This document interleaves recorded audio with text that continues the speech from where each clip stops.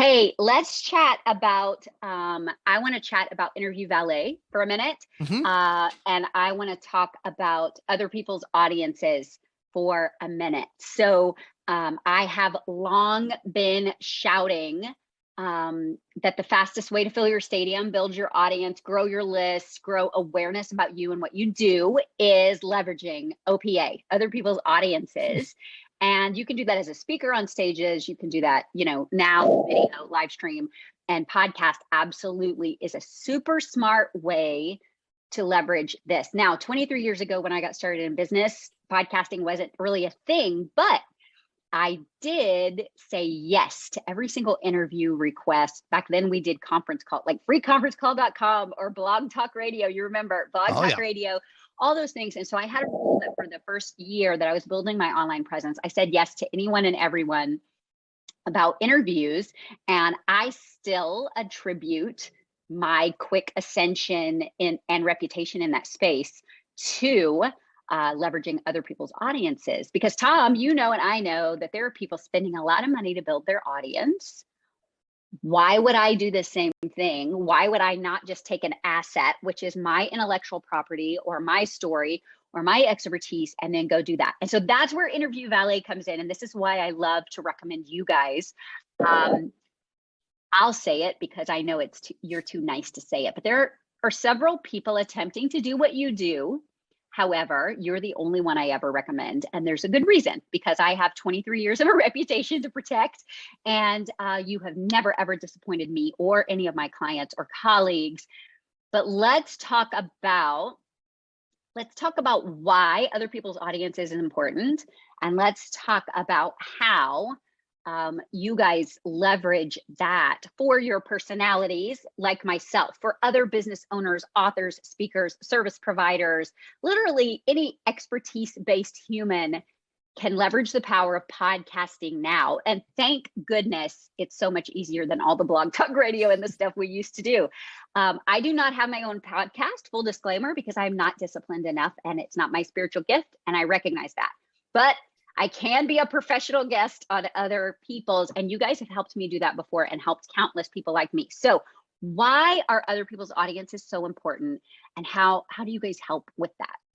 Well, I think you make a great point there that exposure brings opportunity. And I believe the biggest problem most people have is obscurity, right? There's right now with version 1.0, whatever your product is, there are thousands of people on their knees praying for it. And the reason they don't hire you is because they don't know you exist, right? We don't buy the best, we buy the best we know of. And if we don't know of you, how can we work with you? So I think getting out there, and a lot of marketers are saying break through the noise.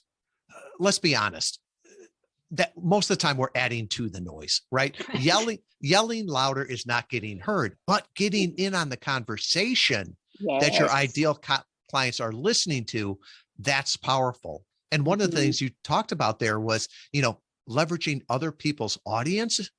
You were very specific when you started on the right audience, right? Not every audience is the same. You didn't just go down to, any random street corner and just start talking. You made sure that the people that you were talking to were your ideal customers. And that's one of the things that we'll really focus on, is not just doing more and more, but let's do better and better.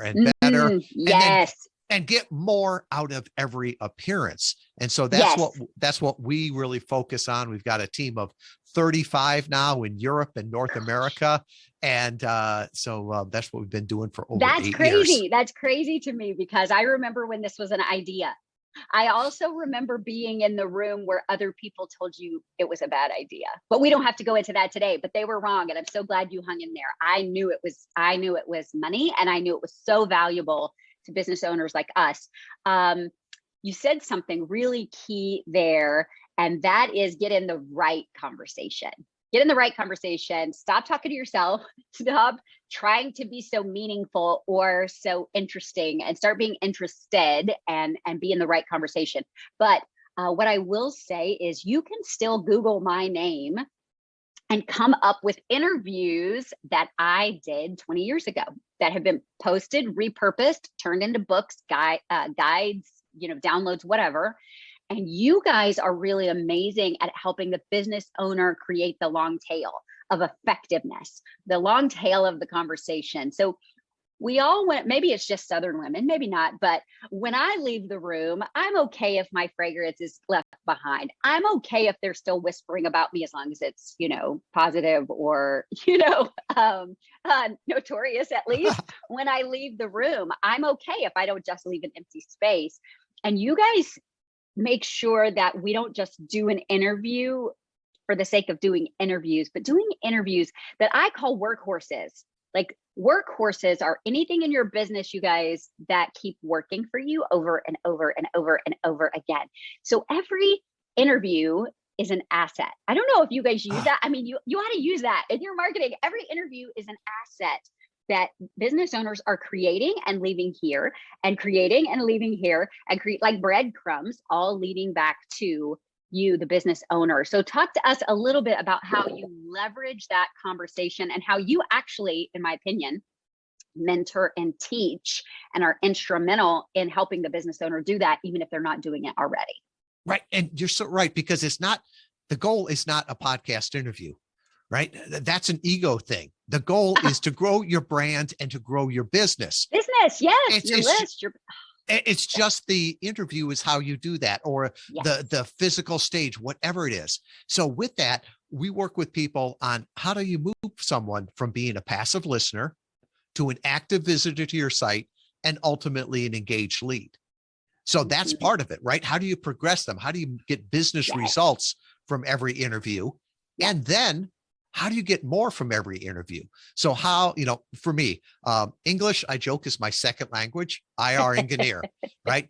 For me, writing a blog is a homework assignment, but I can talk, and then we take the transcript, and other people turn that into blogs. They clean it up. They make video pieces out of it. They put the social media there. And it's interesting. A podcast can be so many different things right now. If it goes up on YouTube or Facebook, is it still a podcast? Well, SiriusXM just bought a bunch of podcasting companies for content. So if you hear me on the radio, is it still a podcast? I don't care. As long as you hear me. So it's for busy business owners. It's one of the most powerful ways to take a half hour and make a ton of content. And it's not just content that you're promoting, the host is promoting it. And the other thing, Carrie, that I always, you mentioned you don't have a podcast. I don't either. I've been a guest on over 1,200 podcast interviews, and people say, why don't you have one? Well, it's a lot of hard work. It's a lot of work. And the other thing too, is it's a commitment, and I'd be tapping into the same audience over and over. Whereas you go onto other people's audience, you get invited into their house, in front of their stage, whatever it is, you're the star there. And they can say things about you that if you said them about yourself on your own podcast would just sound vain, right? Exactly. But if they say it about you, you just are nice and say, thank you very much. Oh, thanks. You're so kind. Thanks for saying that. I love it. And I love that those assets stay and keep playing. And I still hear from people almost probably weekly, I guess, from when I was on Dr. James Dobson's radio show, which is now in a podcast. He now has it on replay in a podcast. I hear from people over and over and over again, because that is now planted in several different places. People that I otherwise would not have been in front of. Likewise with Entre Leadership and with the Ziegler podcast and with so many other shows, not to mention that if you are a speaker or you have a message, your impact is so magnified. But being a guest on podcasts can also be work. You don't get to just show up and take the mic, or you shouldn't. You shouldn't. That's the difference between making it an investment and being entertainment. If I'm going to invest in my business, I show up prepared with an asset that I can share to get that, invested and engaged lead, like you mentioned. But you guys have this, I've jokingly called you the fairy godfather of podcasts. It's like you wave your wand and all this magic happens. And that's one thing that I love, is that you enabled me, for the most part, to show up and just hit the mic, because your team makes it as painless as possible. You want to address that for a minute, how you don't create an extra job for the guest? Early on, we had a client that said, I love working with Interview Valet because you let me be the guest and you take care of the rest. And I'm like, that is great copy. I'm going to take that. So and good. That's really what it is, right? People are smart. They're hardworking. You could have done this all, but it's not the best use of your time.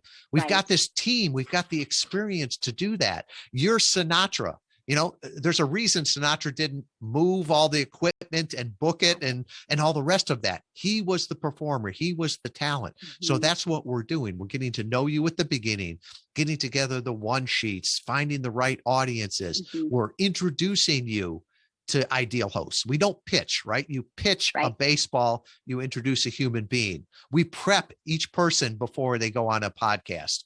So, you know, we'll tell you beforehand, Carrie, here's the podcast, here's the host name, here's how to pronounce it, background on them, the audience, here's all their social media. So boom, when you walk on that stage, you know who you're talking to. And then even at the afterwards, we always get feedback from the host and the guest, because we want to get better and we want our clients to get better. And it's an ongoing process, and it gets tighter and tighter and more dialed in, and it gets more fun too.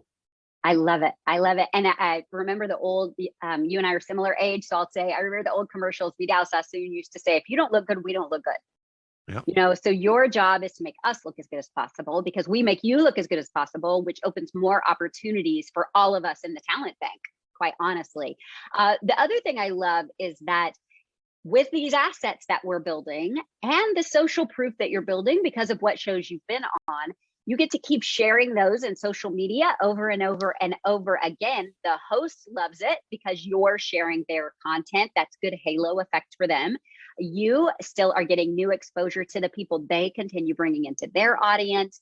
And, you know, it's like if I'm on the same podcast as other big names or competitors or whatever, you can say, that's basically like if I'm opening a concert for somebody else, right? Oh, Carrie was the same act as that person. Carrie was on that same stage as that person. So guys, the credibility, the value add the other audiences when you leverage this in a really smart way is just invaluable. And I trust you guys huge. What I love, one of the many things that I love about your business is, first of all, you lead it. And I know you personally, but the integrity at which you do business and that your people do business. So they're not sending out blind pitches. They're not sending out mass spammy emails or direct messages. You're saying, who is a match to this audience? Who is a match to this message?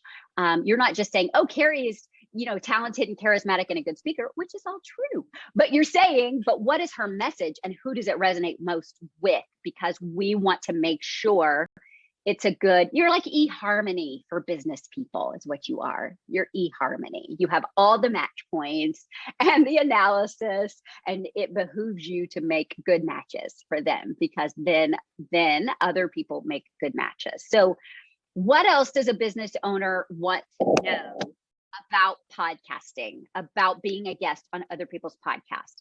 Well, I think one of the things that people struggle with, they're like, well, am I an expert? Do I have something to say? And our mutual friend, Nick Pavlidis, helped me with that early on. Nick's a lawyer. And he's like, if you look at the legal definition of an expert, right, it's someone who knows more by their training, their experience than the average person. Now, you've got something to share with the world. You know, if you're working in your business, you're the expert in there. You've got different things that you could share with them. So what you have to share with people is very, very valuable. And it's going to be how people know you. That's one of those things. The other people are like, well, I don't have the time. Well, if you don't have the time to get on a podcast interview, you probably don't have the time to do your business. You're thinking this is going to take, between preparation and the interview, working with us at least, about an hour per interview. And I can think of all the times that I have jumped on a plane, driven or flown across country to speak to, 200 ideal customers. And I would love the idea of doing that. Instead, I sit at home now with podcast interviews. And from my own office, my own home can talk to thousands, tens of thousands of people over time, right? It's just not if they were in the room. So Right. you've got the expertise, you've got the time, and people will say, well, I don't like the sound of my voice. Well, I'll tell you No, what, don't listen to it. you don't have to listen to it. Other people like the sound of your voice. I And hate the sound of my voice. I hate it. So I don't edit my own stuff. I don't listen to my own stuff. I can't do it. I don't mind my writing, but I just really have never loved the sound of my voice. But it doesn't mean I still don't have something to say. So you're too nice to say it this way, but I'm a tough love coach. So I'll say it this way. You got to get over yourself, humans. Get over yourself, or you will never have the impact that you were created to have. yes, Because somebody else is waiting for you to get over your imperfections to help them with their pain or their problem, or make their life easier, or to help with their time, or help them feel like they're not so alone. And because you're so hung up on yourself, or perfectionism, or procrastination, which basically are the same thing, you are not stepping into those gifts and your voice. And you will get better with time. You'll get better with every interview. I was not born talking. Well, maybe I was born talking like this, but I did get better at interviews over time.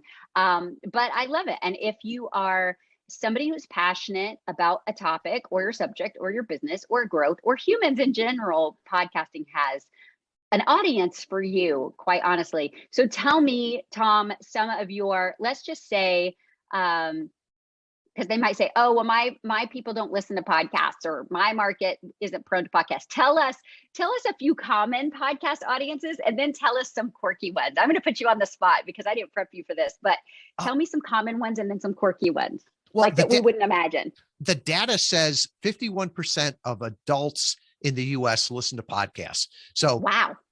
And on average, they're above average income and education, right? So there's some people that are so proud that they haven't read a book since high school. Guess what? They're not listening to podcasts. They're still listening to 80s rock and roll. No judgment there. But still wearing their jerseys. Still wearing their jerseys. Exactly. But the people that are like looking for new answers, they're there. So, you always got the business, the self-help, all those podcasts. Mm-hmm. One of them that was the quirkiest to me that I had ever heard of. Have you ever heard of pickleball? Yes. All right. Well, I hadn't heard of pickleball a few years ago when somebody had told me about it. There's a whole podcast about it? It's like a dozen podcasts about pickleball. Okay. And so think about it. If you are a manufacturer of pickleball equipment, if you are a coach for pickleball, where are you going to advertise? You're going to get a billboard? No, there's 12 podcasts there that is like fishing from a barrel. And there's different podcasts, military spouses. That's where we get a lot of our half of our team is military spouses. There are military podcasts. And so the riches are in the niches, right? So it doesn't have to be a bigger and bigger podcast. I can think of one that I went on early on. It was good for my ego. I had like 40,000 downloads. I'm like, this is great. Shortly afterwards, I went on one that had a few hundred downloads. And I thought, well, I'm here anyway, right? Guess what? That was like fish in a barrel because every one of those people were my ideal clients there. Right. That's amazing. And they know those. Some other ones will have clients that come to us and say, I want to talk to Fortune 100 CEOs. Can you help me? I'm saying yes. But guess what? There's not a podcast that is the Fortune 100 CEO podcast that gets 100 downloads per week, right? No, but there are people that know them. What people would influence them. Often that's a great way to go there.